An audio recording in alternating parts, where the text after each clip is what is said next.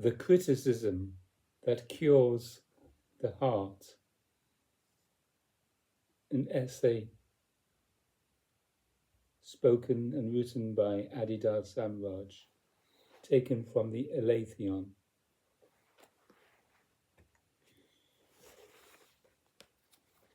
In this late time or dark epoch, religions are fundamentally being used by humanity in a narcissistic manner.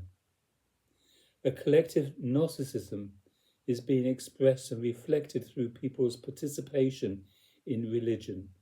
That's written in inverted commas.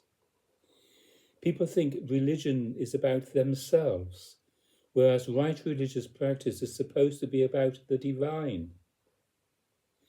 The word religion has traditionally been interpreted to mean to connect again, to rejoin, to re-establish unity with the ultimate reality, the divine condition.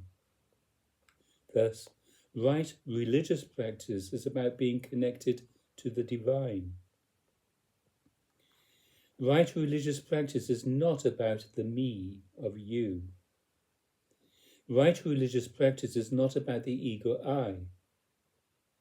Right religious practice is not about the me person who participates in religious observances. Rather, right religious practice is about the divine, with which any individual is reassociating or reuniting.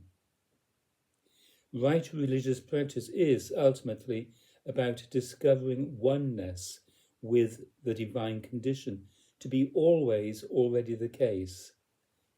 That is right religious practice.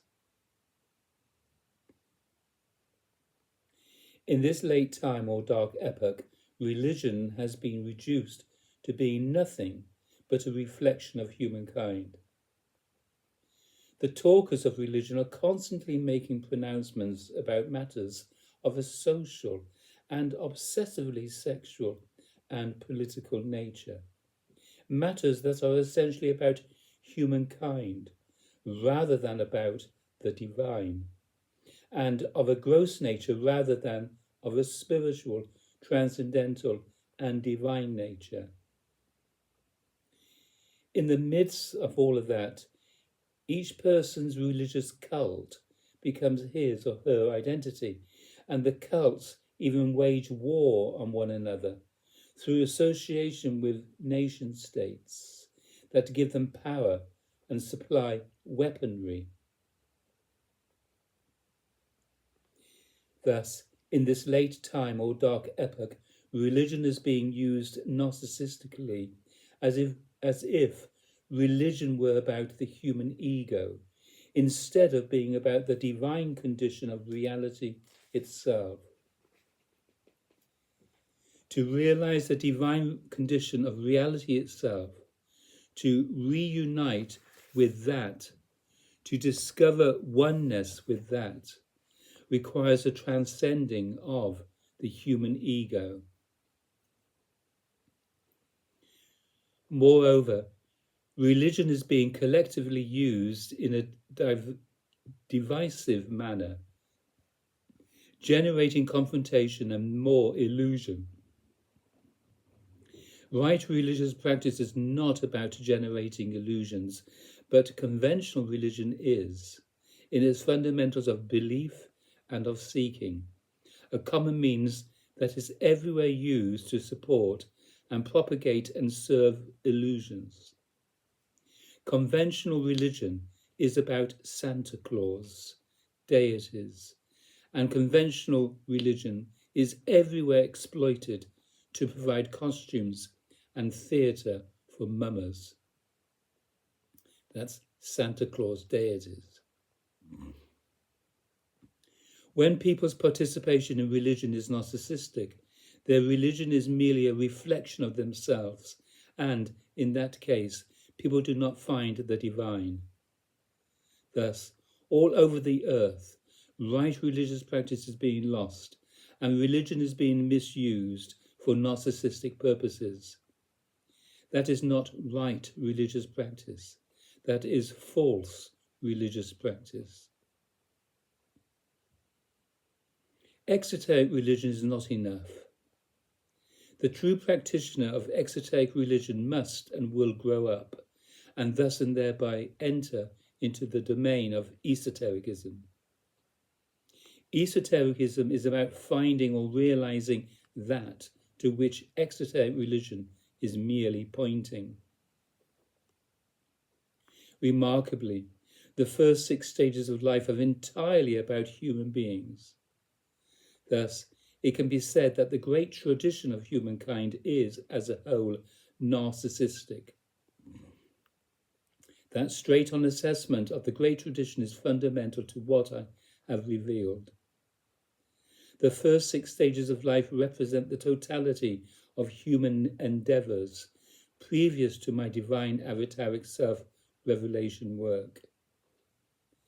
The first 6 stages of life are all about the ego, the mirrored or objectified persona, the separate I looking for that which is reality itself, or that which is, by its very nature, divine.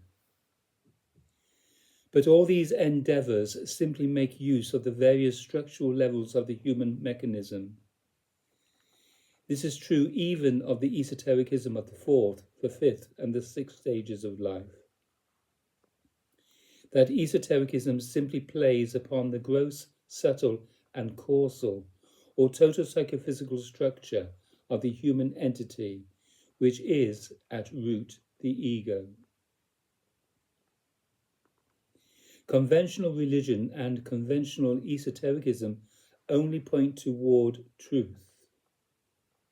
The perfect realization of truth itself transcends both conventional religion and conventional esotericism, and thus perfectly transcends the ego I. Therefore, right religious practice directly relates to the divine. All human matters can be readily resolved when people are rightly reassociated with reality itself, or that which is divine. When people are not thus reassociated, real religion is simply another device that human beings use to shore up the ego, to give it a theatre in which to play, and thus and therein to generate forms of pseudo-identity and all the possible illusions associated with belonging to a collective pseudo-identity. To do so is to utterly misuse religion, because right religious practice is not about the human self or the ego I. Right religious practice is about that which transcends the human self or the ego I. Therefore, if religion has anything to say about human behavior, it is entirely in the context of the ego transcending non-difference from the ultimate divine condition that is reality itself. Religions, in inverted commas, religions need to rediscover and become redirected toward that to which they are pointing. Ultimately, what right religious or esoteric practice points to is not within the context of the human body-mind complex. In other words, what right religious or esoteric practice points to is not at all in the realm of the first 6 stages of life. What right religious or esoteric practice points to is beyond all of that. Of course, when that is rediscovered and discovered or relocated, that discovery or relocating obviously has an immense impact on human behavior. In fact, that discovery or relocating generates the course of right life altogether. However, even the generating of right life is a result or a reflection of the realization of truth itself. In and of itself, right life is not truth itself. Truth itself is reality itself.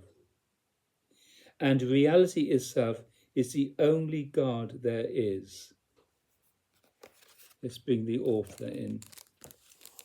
And he does Samraj.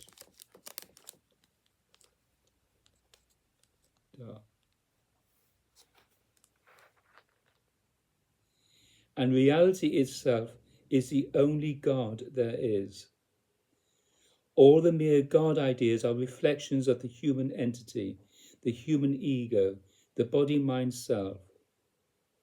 Therefore, with reference to reality itself, or to that which is divine, all religions are inherently limited and even in and of themselves false, and therefore all religions can be grossly and are grossly misused.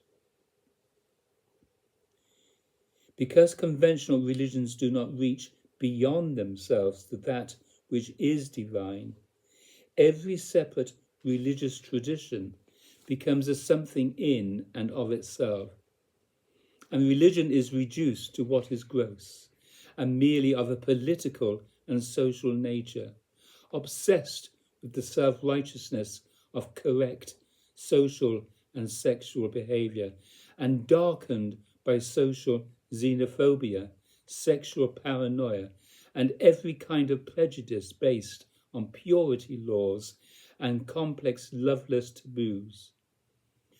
All of that is entirely narcissistic. Therefore, conventional and self-deluded participation in religion has all the negative results of narcissistic behavior or ego-based separative behavior altogether. Religion is not the only dimension of human life that is being misused. All aspects of human possibility are being misused in exactly the same manner.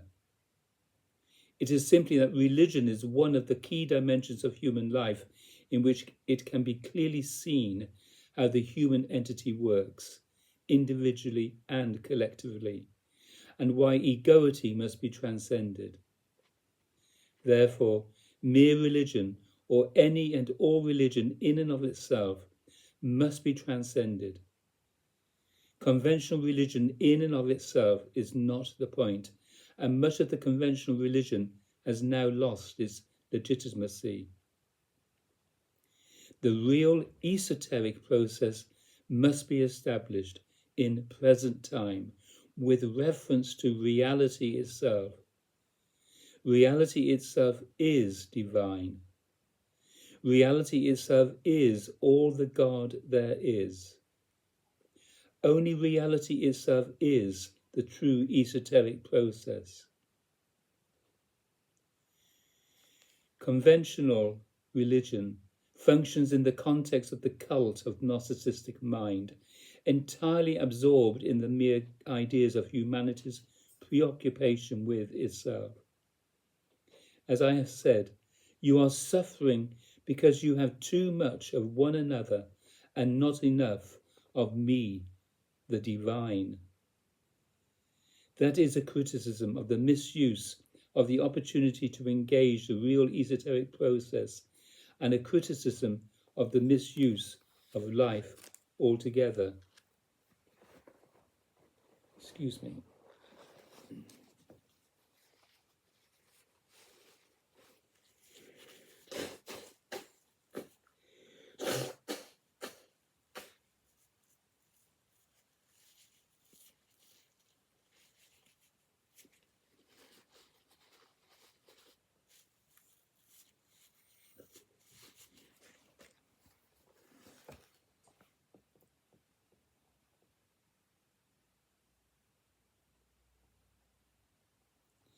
Conventional religion fails to turn people to the realization of that to which it points, and therefore conventional religion is inherently false. That is a radical message, but it is the fundamental message that is relevant to the issues of religion in present time. The ecumenical message is not it. Going beyond religion to that to which religion points is essential. No form of conventional religion is it, and indeed, conventional religion never was it. However, the human misuse of religious possibility is proposed to make religion seem to be it. And even in the centuries since the Western Renaissance, to make humanity in and of itself seem to be it in truth, and in reality, humanity is not it. In truth and in reality, only real a causal God is it. Only that which is God, which is reality itself, is it. Real a causal God is not a myth. Real a causal God is not merely an idea. The existence of real a causal God cannot be disproven. And paradoxically, the existence of real a causal God cannot even be proven. Rather, the existence of real a causal God is self-evident or self-affirming and self-authenticating, because reality itself is inherently the case, inherently true, and inherently divine. Rightly used, exoteric religion is something like a picture book for leading people to mature human understanding. However, if exoteric religion is not used in that manner, it becomes a something in and of itself. In that case, religion becomes false culticism in one form or another, shoring up its own imagery and reinforcing its authority and control over people within the domain of institutionalized lies. In the form of such ego-based cultism, religion does terrible harm to everyone. The global human situation has now become a terrible collective calamity, a global strategy with ego-based religion at its root. And such ego-based religion is utterly false. Right religious practice is simply a call to the divine condition that is reality itself. That is what right religious practice is about. That is what right religious practice is for. And that is the only truth in right religious practice. Indeed, the divine condition that is reality itself is the only truth in life altogether. Everything else is mummery. Everything else is false. The divine is not false. However, human beings are by tendency false, and therefore they must be served to be rightened. If the word religion is to be used at all, that process of rightening is the purpose of true right religious practice. Right religious practice turns people from separate self or egoity or the habit of narcissus and the life of mere ideas to reality itself through a process of the real transcending of egoity and comprehensive rightening of life. If religion does not do that, then it is merely part of the unspeakable self-deludedness of humankind and its terrible present time and potential results. In this sense, I am not in the slightest religious. I do not believe anything. The prior renunciation or intrinsic transcending of all mere belief is the basis on which I have always lived, and the basis on which I have done all of my divine avataric work. There are no mere ideas that must or even should be accepted absolutely. Indeed, there are no mere ideas that are acceptable as truth. Therefore, nobody on earth has the right or calling to absolutely affirm the verity of anything for which they do not have absolute evidence. And there is not anything that is truth or really absolute except that which is self-evident as reality itself. Look at all the affirming of religious doctrine in human society, always affirming mere ideas and imperfect evidence, and even human lies and inventions to be absolute truth. Where is the evidence that justifies making such absolute affirmations? I am not speaking of any religion in particular. All religions are filled with such absolute affirmations, and such absolute affirmations are complete nonsense. People do not make these affirmations because they actually know them to be true or to be truth, or even because they have proven them to be, in the conventional sense, true. Nor is it the case that these affirmations are referring to self-evident reality itself. Truth itself cannot be proven. Truth itself is not in doubt. Therefore, neither can truth itself be disproven. Reality itself cannot be disproven, nor can reality itself be proven. Reality itself is intrinsically and tacitly self-evident. People constantly make grandiose affirmations about religion, but in doing so, they are merely making power games, merely playing power games and mumming on one another. They make absurd affirmations that something is absolutely so, and they commit their entire lives to it, but it is absolute nonsense. They are not certain, with the clarity born of real testing and proving, that what they affirm is true. And if you are not absolutely certain that something is true, absolute affirmation of it is not appropriate. The same is true for any other kind of presumed knowledge, not only religious beliefs. If you are not absolutely certain of something, it should not be affirmed absolutely. It may be interesting, it may be worthy of further consideration, but if you are not absolutely certain of it, you should not affirm it absolutely.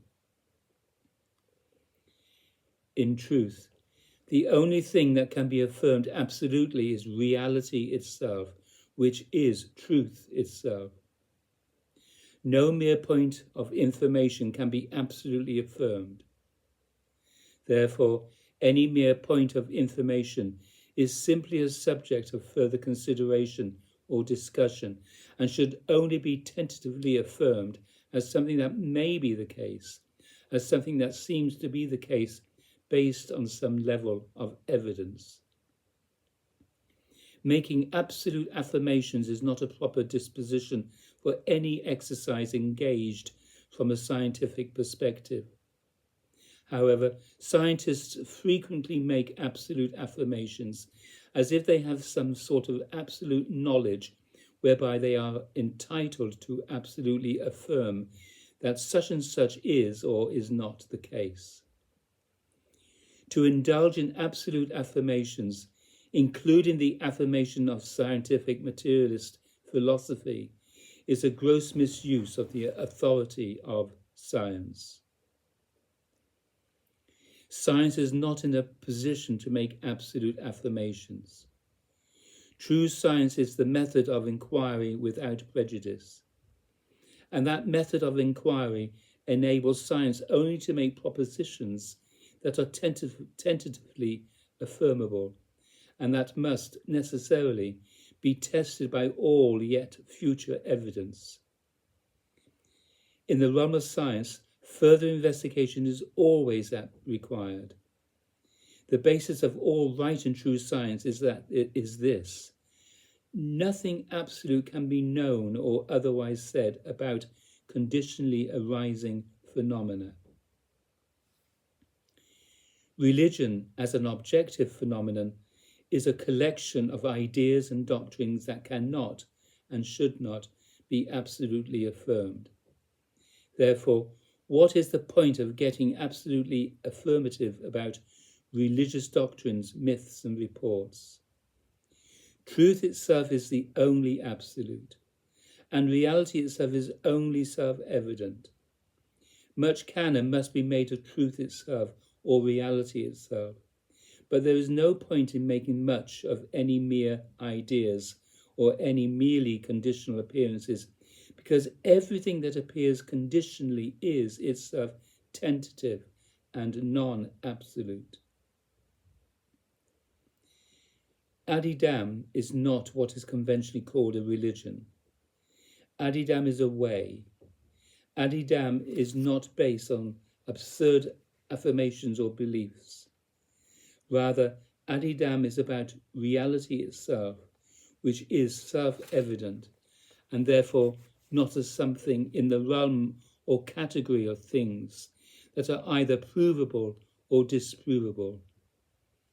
Adidam is a reality way with reality's own means provided, in which you are called to really participate, such that you really and intrinsically realize the self-nature, self-condition, and self-state of reality itself.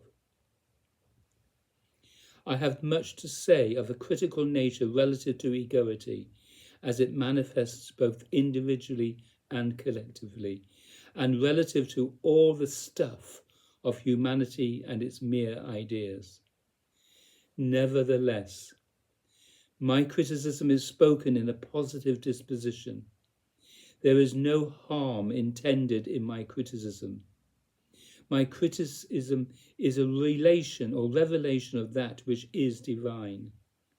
Therefore, my criticism cures the heart and cures the life, but by the means of truth itself or reality itself, and not by all of the means concocted by ego-bound humanity in its world memory of suffering and seeking.